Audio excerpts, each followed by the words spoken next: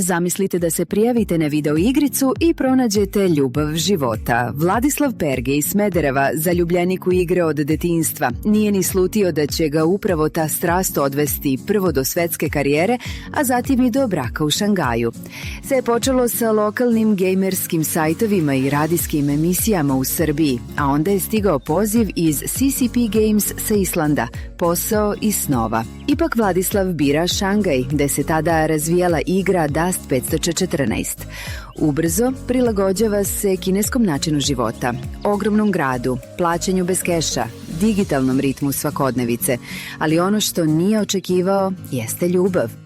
Wendy je upoznao slučajno, preko aplikacije. Njihov odnos brzo je prerastao u ozbiljnu vezu, a onda i brak, kineska svadba, crvene koverte, tradicionalne ceremonije. Sve je bilo novo, ali i čarobno. Danas žive zajedno, on u Tencentu, ona u AstraZeneci. Vikendi su im rezervisani za šoping, vožnje biciklom i uživanje u ritmu Šangaja. Kroz sve to neguju i međusobno razumevanje, od kuhinje bez rerne do čuđenja što u Srbiji prodavnice ne rade vikendom. Ovo nije samo priča o ljubavi, već o tome kako igre, hrabrost i otvoreno srce mogu promeniti život.